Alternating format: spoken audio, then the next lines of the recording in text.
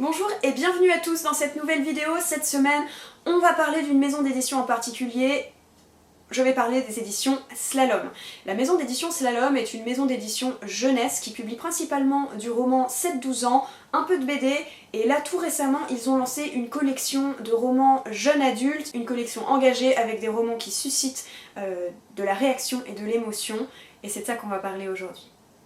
Je vais commencer cette vidéo en vous présentant 3 romans que j'ai lus très récemment, 3 romans qui s'intègrent dans cette nouvelle collection des éditions Slalom que j'ai vraiment redécouvert et dont j'ai redécouvert le travail et les parutions cette année. Je vais vous parler de The Black Kids de Christina Amann Reitz, donc publié chez Slalom cette année, qui est un roman engagé sur la cause des Noirs aux États-Unis dans les années 90. Je vais vous parler aussi de Cette nuit-là de Aurélie Massé, un roman qui parle de thématiques très difficiles à aborder. Vous savez, il y a ces romans dont on parle très facilement, et il y a ceux dont les sujets sont un petit peu plus ambigus, un petit peu plus touchy comme on dit, et là on est sur un de ces romans dont il est difficile de parler, mais qu'il est pour moi indispensable de lire. Et bien évidemment, vous l'avez sûrement vu passer sur les réseaux sociaux avec cette magnifique couverture colorée, je vais vous parler de Felix Ever After de Kacen Callender.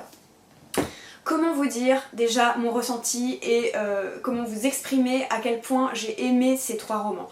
Ils sont très différents, ils n'ont rien à voir les uns avec les autres, si ce n'est qu'ils traitent tous 3 de thématiques engagés, difficiles à aborder et qui selon moi en font des romans universels dans le sens où même si on n'est pas forcément concerné par ces sujets, c'est des romans qu'il est intéressant de lire, d'une part parce que c'est très bien écrit, d'autre part parce qu'on n'est pas forcément éduqué sur tous les sujets, et c'est très intéressant de pouvoir lire des romans, surtout des romans jeunesse, qui sont abordés de manière simple mais tout sans pour autant minimiser les enjeux et les questions dont ils traitent. Je vais commencer par vous parler de The Black Kids de Christina Amann Reitz. Je vous montre la couverture. C'est un très beau roman. Pour information, c'est le premier roman de cette autrice qui est une autrice américaine. Donc on suit dans ce roman Ashley, qui est une adolescente de 17 ans, qui est une adolescente noire, issue d'une famille plutôt aisée qui vit dans un très beau quartier de Los Angeles dans les années 90, plus précisément en 1992. Donc Ashley a 17 ans, c'est une adolescente noire qui vit dans un quartier huppé, qui vient d'une famille privilégiée, et il faut savoir que en 1992 précisément, aux États-Unis, il y a eu, aux États-Unis mais plus précisément à Los Angeles, il y a eu des émeutes car Rodney King, un noir, avait été poursuivi et pris en chasse par des policiers blancs, en course-poursuite en fait précisément pour des excès de vitesse. Et ils se sont retrouvés en jugement. Il avait du coup été arrêté, il y a eu un procès et évidemment ces policiers blancs ont été acquittés et n'ont jamais eu aucun problème après avoir passé à tabac cet homme. À cette époque-là, la cause des Noirs aux États-Unis, et je pense que vous savez que c'est toujours le cas aujourd'hui, était très difficile. C'était une question de société, et à cette époque-là, c'était encore moins facile. J'ai pas envie de dire que c'est facile parce que ce n'est pas facile encore aujourd'hui. Vous savez ce qui s'est passé, je vais pas rentrer dans un débat, mais vous savez ce qui s'est passé avec George Floyd il y a finalement très peu de temps. C'était un peu ça et c'est toujours comme ça, et moi ça me sidère qu'encore aujourd'hui on soit capable de se comporter comme ça entre êtres humains. Mais il se trouve qu'à cette époque-là, il y a eu énormément d'émeutes à Los Angeles et ce roman se passe au moment de ces émeutes. Donc on suit Ashley qui est donc cette jeune adolescente de 17 ans.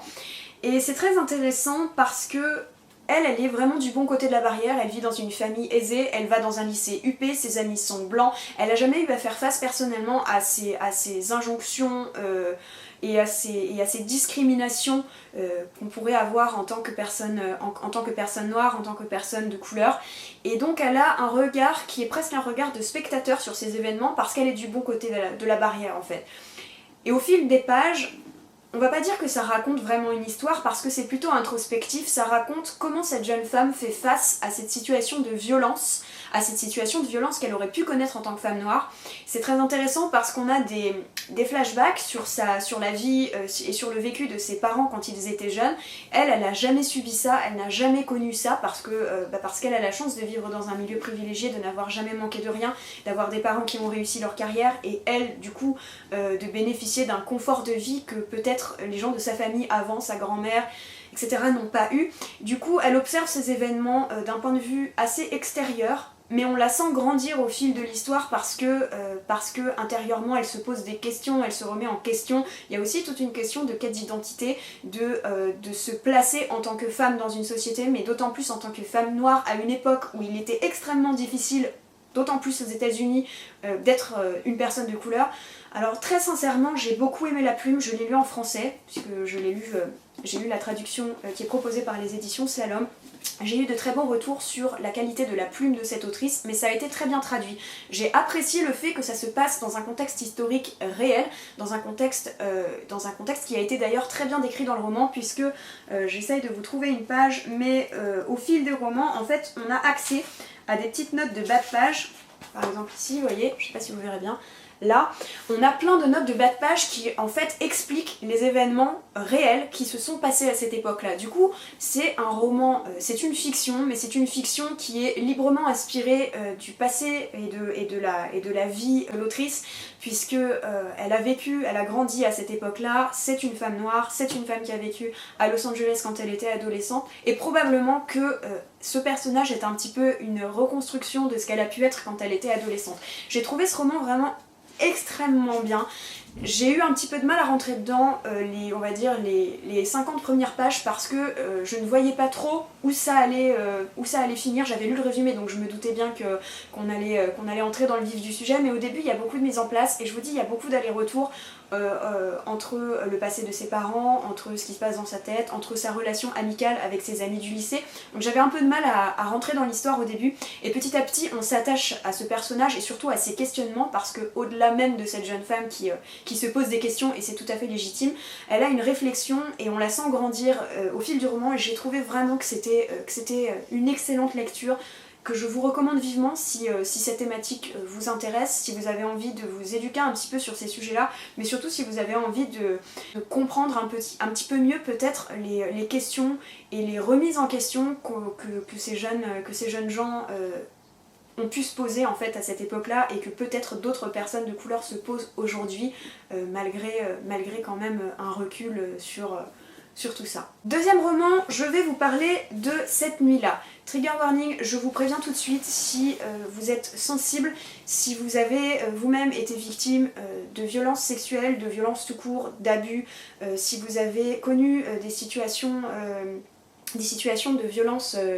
dont peut-être je n'ai même pas aidé et dont la plupart des gens n'ont pas aidé, ce roman n'est pas forcément fait pour vous parce que ça peut, je pense, réveiller certaines peurs, certains traumatismes. Donc si vous êtes sensible, si vous êtes personnellement concerné par ces sujets-là, c'est pas un roman que je vous recommande, je vous le préviens, âme sensible, s'abstenir. Pour autant, c'est un roman que j'ai trouvé très intéressant. On suit dans ce roman 5 personnages, Alex, Gabriel, Agathe, Sarah et Eden. C'est principalement l'histoire d'Eden puisque c'est le personnage principal de cette histoire. Il faut savoir que ce roman se passe sur 24 heures. C'est assez original comme construction, mais j'ai trouvé que c'était plutôt intéressant comme parti pris parce que l'histoire du coup se lit très vite, l'intrigue se passe très vite. Au début, on suit ces 5 personnages par le biais de récits enchâssés, à savoir en alternance, donc un personnage à chaque fois. Et en fait, les chapitres sont très courts, très brefs, puisqu'on suit une page, il se passe quelque chose, avec un personnage, une autre page, voilà. Et du coup, l'action est assez segmentée, puisqu'on suit ces personnages en parallèle et en alternance. On les suit dans leur quotidien, donc il y en a une qui a des troubles alimentaires, il y en a un autre qui travaille énormément tout le temps, qui est très performant à l'école. On a Eden qui est le personnage principal qui a énormément de failles, des insécurités qu'on comprend au fil du texte et dont je vais vous parler juste après. Enfin bref, chaque personnage a son vécu, son parcours, ses émotions, on est à la fois dans leur tête, à la fois dans leur quotidien. Ce qui est très intéressant, je vous le disais, c'est que ça se passe sur 24 heures, donc ces petites parties de texte où on suit ces personnages en alternance sont en fait des analepses, donc des flashback sur les 24 heures qui précèdent l'action principale de l'histoire. Je vais vous faire un résumé très très bref de l'histoire. Eden a subi des violences d'ordre sexuel, des violences incestueuses, et un soir il débarque affolé chez son meilleur ami qui habite pas très loin de là. Le groupe d'amis se retrouve autour de lui pour essayer de faire front et de l'aider avec son traumatisme et de l'aider à affronter ce qu'il vient de vivre, tout en le protégeant de son frère qui évidemment va venir essayer de récupérer Eden. C'est un roman qui est écrit d'une manière très simple, mais justement très minimaliste en fait dans le style. C'est pas du tout péjoratif quand je vous dis ça, mais il y a juste ce qu'il faut, là où il faut, pas trop de détails, mais suffisamment pour que l'ambiance soit glaçante. On est vraiment en immersion avec ce groupe d'amis, le temps d'un soir, le temps d'une soirée, et c'est terrible parce que on les sent complètement impuissants face à ce qui s'est passé. Ils essayent de trouver des explications rationnelles, ils essayent de rassurer leur ami. Leur ami se sent, comme je pense beaucoup de personnes qui ont subi des violences sexuelles ou des violences tout court d'ailleurs, il se sent sale, il se sent seul, il se sent humilié, il se sent meurtri, son corps est blessé, il est dans un état psychologique, en état de choc en fait, et la façon dont c'est écrit est extrêmement honnête, extrêmement sincère.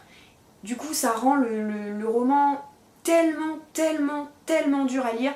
Je ne vais pas vous mentir, je l'ai lu d'une traite. Je l'ai lu un soir, je me suis mise devant, mais je l'ai lu d'une traite parce que je savais que j'aurais du mal à y revenir. Je sais pas comment vous expliquer, mais je voulais savoir comment ça allait se terminer. Je voulais accompagner ce personnage dans sa souffrance, j'avais pas envie de le laisser là avec tout ce qui venait de lui arriver, et paradoxalement, je ne me sentais pas capable psychologiquement de poser ce livre et de me dire je le reprendrai demain, vous voyez, parce que c'est un sujet qui est difficile à lire, c'est un sujet que je n'ai pas l'habitude de voir abordé dans des romans jeunesse. Alors, attention, roman jeunesse, ça ne veut pas dire à mettre entre toutes les mains. Ça veut pas dire qu'un enfant de 10 ans est capable de lire ça. C'est-à-dire que ça dépend de la sensibilité de la personne, mais je pense quand même que c'est un roman qui s'adresse plus à une communauté de jeunes adultes, même potentiellement à des adultes, parce que la plume n'est pas simpliste, la plume est simple, et c'est pas du tout la même chose, mais la thématique est extrêmement difficile à appréhender en tant que lecteur, et je pense du coup que c'est un roman qui doit être lu en toute connaissance de cause, et surtout si on n'est pas directement concerné ou si on se sent capable de lire un roman sur ce genre de thématique. Je vous en recommande vivement la lecture parce que vous l'aurez compris, je l'ai énormément aimé, mais pour autant c'est pas un roman à mettre entre toutes les mains. Je vous remontre la couverture, du coup Cette nuit-là de Aurélie Massé aux éditions Slalom. Dernière lecture, dernière recommandation, et celui-là, gros coup de cœur. C'est vraiment un roman universel, je pense que tout le monde devrait le lire au moins une fois, ne serait-ce que pour s'éduquer, pour comprendre, pour voir aborder cette thématique d'une autre manière.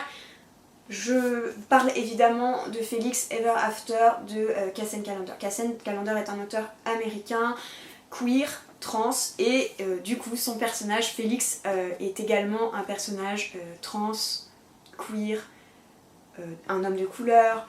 Donc en fait, l'idée derrière ce roman, c'est le parcours de Félix, qui est un jeune étudiant en prépa, pas prépa, mais on va dire qui fait une école d'art avant d'entrer à l'université, vous voyez, donc c'est un peu comme pas un stage d'été, mais c'est un genre de prépa avant d'intégrer une école d'art.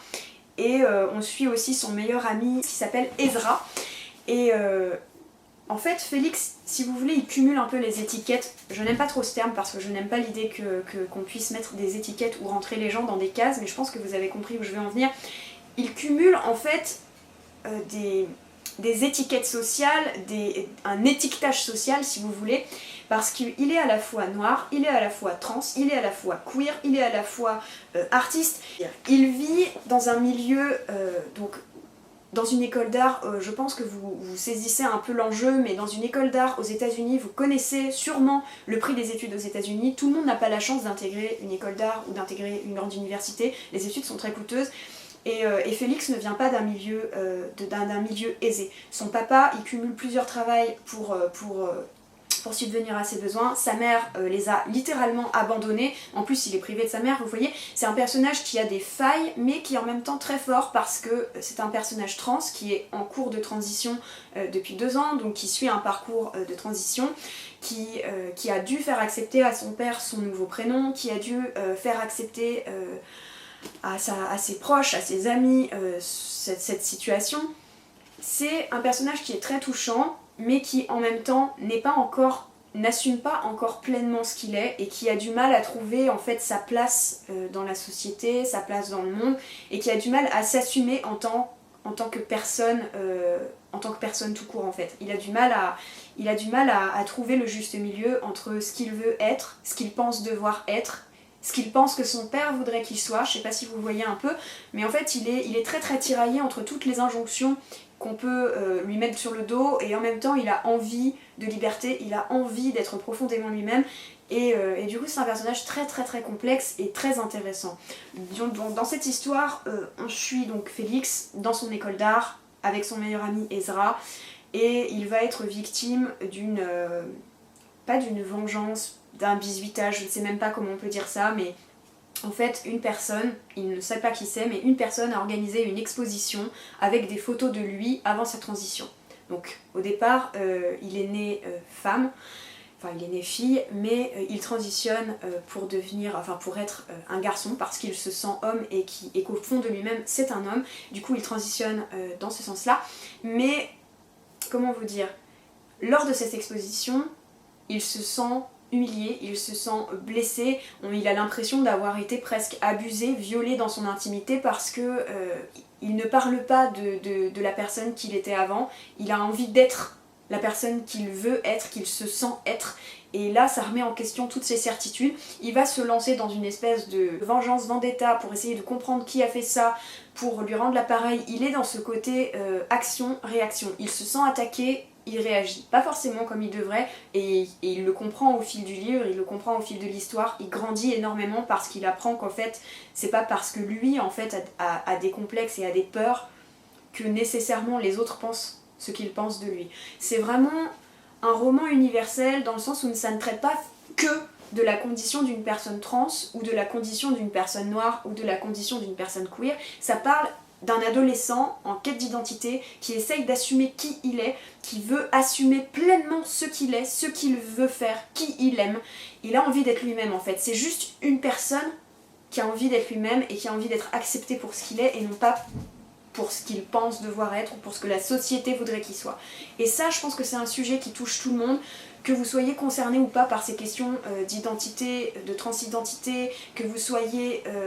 peu importe en fait, peu importe qui vous aimez, peu importe la couleur de votre peau, votre religion, votre nationalité, peu importe ce que vous êtes et qui vous voulez être, en fait, c'est un sujet qui parle à tout le monde, c'est vraiment un roman universel. C'est extrêmement bien écrit, j'ai vraiment lu ce roman avec plaisir, la couverture est magnifique, je crois que la couverture originale c'est à peu près la même, voire c'est la même, et moi je l'ai lu en français, mais je sais qu'il est disponible aussi en anglais si vous préférez le lire en VO. Honnêtement, j'ai eu un coup de cœur immense pour ce roman, d'une part parce que c'est très bien écrit, d'autre part parce que ça aborde de manière très simple et en même temps pas si simple que ça, parce qu'on est vraiment autour de la question et des questions que peuvent se poser des personnes transidentitaires. On a toutes ces questions d'identité qui sont très très bien retransmises, qui sont très bien... je ne peux pas vous dire mieux que c'est très bien écrit et c'est très juste. En fait, il y a une justesse dans l'écriture et dans la psychologie de ce personnage qui est remarquable. Donc voilà pour ce roman Félix Ever After. Vraiment, je vous recommande la lecture. Il est disponible en librairie, dans toutes vos librairies, parce qu'il est sorti très récemment, comme les deux autres que je vous ai présentés. Là, je ne vous parle que de ces 3 romans engagés, parce que c'est les romans que j'ai lus là dernièrement, et je pense que c'est des romans qui devraient être bien plus chroniqués que ce qu'ils ne le sont.